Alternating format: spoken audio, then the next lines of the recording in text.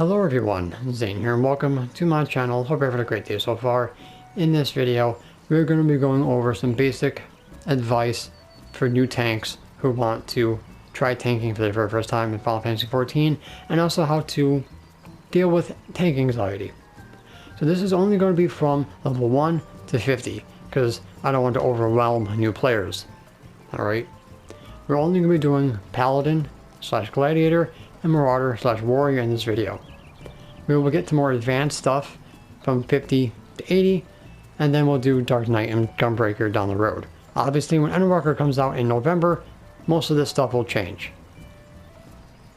Alright, so the first thing you want to know is, as a tank, it is your job to hold the aggro or the enmity of your enemy. Alright, this is also referred to as hate. Aggro is aggravation for short. Alright, you want to have aggro as a tank all the time, otherwise the enemies are going to attack your party members and they cannot sustain the damage like you can. Alright, so at level 10 you will gain the ability of your tank stance. Iron Will for Paladins, Defiance for Warriors. So make sure you have this up at all times. Alright, now let's talk about the aggro list. When you aggro an enemy as a tank, you will have bright red. Alright, there's 4 stages of aggro. Blue, which is you hit the enemy but they don't notice you. Yellow, which is caution, saying you're getting aggro. Orange, flashing, which means you're about to get full aggro. And bright red is you have full aggro and now they're attacking you. Make sure you are bright red all the time. If you're not, then they're attacking somebody else and you need to grab it. So that is going to be the aggro meter. Now when you target an enemy, you'll have this icon come up. The spade icon you see in front of you means that is the front of the enemy, so he's looking at you. The arrows on the side represent the flank, and the open in the back is the rear. You always want to make sure the enemy is ported towards you, and everybody else should be either in the flank doing their positionals or behind out of arm's reach. When you're pulling bosses, try to pull them towards a wall so no one else is in front of you, because they do cleave, which hits more than one party member if they're in front with you. If you're an off tank, meaning if you have 2 tanks in a party, which is 8-man content, you'll have your gauge off. If you are the main tank, you want your gauge on. Alright? Unless you're doing tank swaps, which is an advanced technique. Alright? Now, each tank will have defensive cooldowns. These are abilities that help reduce damage. You want to make sure that you use these properly and accordingly. Alright, so you go into your actions and traits under main menu character and go into the role settings. Here's all the abilities that are shared to your tanks. You have Rampart for damage reduction, reduces damage taken by 20% for 20 seconds, a 90-second recast time. Low Blow stuns the enemy for 5 seconds, 25-second cooldown. This is a mitigation because your enemy is stunned and they can't attack. Reprisal reduces damage to all enemies nearby, so it's an AoE, by 10% for 10 seconds, 1 minute cooldown. Arm's Length will slow most trash, not the bosses unfortunately. If they're struck, they'll take 20% slow for 15 seconds, and you also have Knockback and Draw and Prevention for 6 seconds. 120-second cooldown. So these are going to be your mitigations. You have a Provoke, which brings your enemy or your aggro to a target to the top of the list. So if an enemy has gotten away from you, you can usually provoke them to bring them back. Interject is a silence. Any ability can be interrupted, which you'll be seeing on the enemy's list. You can use Interject to silence them, and it will be a 30-second recast timer. Provoke has a 30-second recast timer. And Shirk is to give your aggro to your off tank when you're doing tank swaps, which is mostly for high-end content. Alright, so we're going to be covering level 1 to 50 for Paladin only right now. So you have your basic rotation, Fast Blade, Riot Blade, Rage of Felony, which will be upgraded to Royal Authority later on. You have your, like I said, your aggro, distance attack. You'll have your shield bash for your paladins. You'll have a damage increasing ability. Paladins have a fight or flight, increases physical damage dealt by 25% for 25 seconds, 1 minute cooldown. You have your defensive buff of Sentinel, reduces damage taken by 30% for 15 seconds, 120 second cooldown. You have your AoE Circle of Scorn, which is your dot, delivers an attack with a potency of 120 to all nearby enemies. Additional effect, damage over time, potency of 35 for 15 seconds, and a recast timer of 25 seconds. You also have Total Eclipse and Prominence, which is your AoE. Spirits Within delivers an attack with potency of 100. Potency increases up to 370 as own HP nears maximum, and restores your MP. Recast timer of 30 seconds. Sheltron is an ability that uses your Oath Gauge, blocks incoming attacks for 6 seconds, uses 50 Oath Gauge, and a recast timer of 5 seconds. Cover is an ability that you can use on your party members to take their damage. Duration 12 seconds, has a yalm range of 10, and does not activate with certain attacks, and uses 50 Oath Gauge and has a 120 second cooldown. Every tank will have a "Oh crap" button that makes you impervious to damage, and some of them will keep you alive at 1 HP. Paladins have a impervious to most attacks for 10 seconds, 420 seconds basically. Alright, this is mostly used once every fight. So Paladins have a MP regeneration and Warriors have a HP regeneration in their combos. Since Paladin basically heals himself through a spell that you get later on, and Warrior heals himself through his rotation. So that's going to be levels 1 through 50. Make sure you do your class quests because they do hold your abilities such as Shield Lob and of course your job as well. Alright, so that's going to be 1 to 50 on your Paladin. Alright, for gear wise you're going to be using Fending. Alright, this will have large HP with Vitality. It'll have Tenacity, which also helps reduce your damage. It'll have Critical Hit, Direct Hit, and Determination for your stats. And they fight off the Strength stat as well. Alright. Now let's go over Warrior from 1 to 50. So Warriors have Defiance, and you'll be dealing with their Beast Gauge. Paladins have the Oath Gauge. So our rotation is Heavy Swing, going into Main, Storm's Path, or Storm's Eye. Storm's Eye is going to be your first, and then Storm's Path would be your default until Storm's Eye needs to be replenished. Our Fight or Flight for Warrior is called Berserk.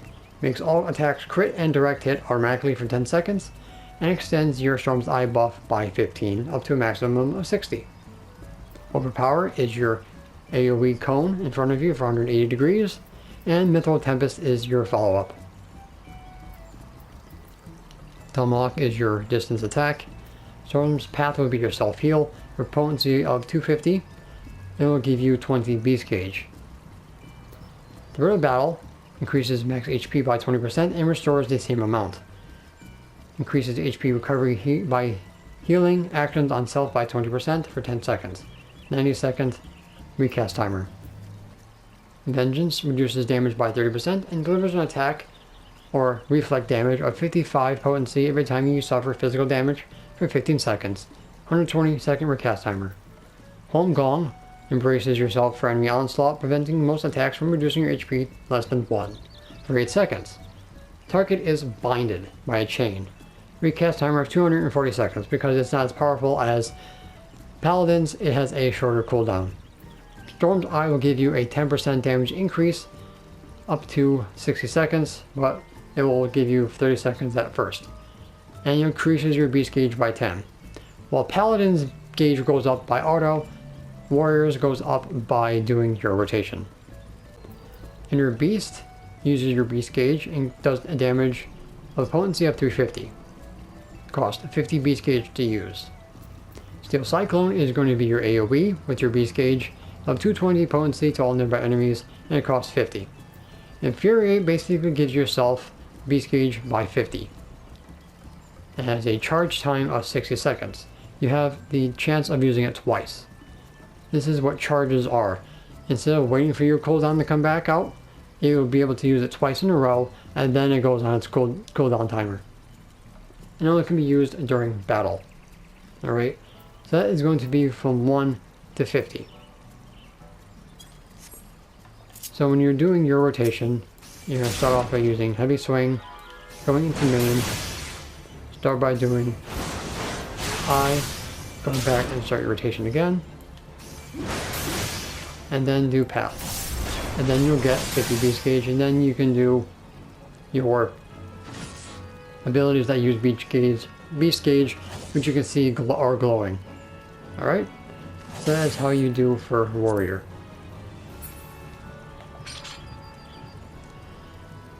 Now, if we go back to Paladin, I'll show you the oath gauge. So when you have it up,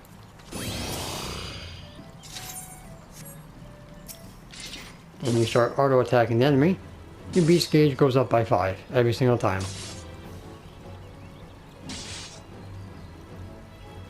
Just like that. And then when it reaches 50, you'll see that Sheltron will start to glow. And it even tells you the number that you need to use it. So there's 50, and then you can use Sheltron. Alright, so make sure you don't cap out at 100, because that's just wasting gauge. And when you're with your warrior, always make sure that you're using your beast gauge when it's applicable. Alright, AoE for more than 3 enemies, and then you have your inner beast for a single target. Alright, so that's going to be warrior and paladin from level 1 to 50. Now let's talk about tank anxiety. Alright, so when you are tanking for the very first time, as long as you're holding aggro, as long as everyone's alive, you're doing your job. Alright, just like in real life, you're not going to become great at something if you don't try and practice. Alright, we're all going to fail at one point, but learning from those failures is how we learn to get better. Like I said, as long as everyone's alive and you're holding aggro, you're doing a good job. Remember, you are the pacemaker in dungeons. You pull when you're ready, and you pull as much as you like. If the other people in your party do not like it, tough. You are the one that controls the pace. If they don't like it, they can leave. Do not make yourself do more than you're comfortable with. If people are pulling mobs for you, you can either grab them and just deal with it and explain to them, look, I'm new, I don't know how to tank very well, please do not pull for me. And they still do it, then they deserve to die. That's the old you pull, you tank mentality. It's not a great mentality to have, but if someone's being a real douche, they deserve to die for their mistakes. So communicate with your party before you tank in the dungeon. Some people are quite understanding and will help you in the long run. Alright, so communicate with your party. Alright, if you fail, if you die, if someone dies, take that as a learning experience. If they give you beef for it, then they really should not talk, because they're not tanking. You know, they're not the ones doing your job. And if they really give you a hard time and they start harassing you, start putting you down, report them for harassment and just being toxic. Alright? Our community will not stand for it. Alright? We want more people tanking. We want more people doing tanking, and we want more people enjoying the game. So if you get in toxicity, report them. Simple as that. But don't be afraid to fail. What I like to say is, know thy content. Before going to dungeons and doing raids and stuff like that, DPS first. Go through it. Learn the fights, learn the dungeons, and when you get comfortable as a DPS, go in there as a tank. You know what tank busters are coming, you know where the pulls are, how far you can go. You'll know everything because you did everything as a DPS. So you know everything beforehand, and that should reduce the anxiety that you have for performance. If you like, you can have your squadron go with you. They're NPCs that will not judge you, and during Shadowbringers, you'll have trusts. Will help you go through it as NPCs, so you don't have to be nervous when you screw up. So those are my tips on how to deal with tank anxiety. And if tanking is just not for you, don't do it. You're not forced to do it if you don't want to. There's plenty of ways to level up your tanks in the open world that's not through dungeons. Alright?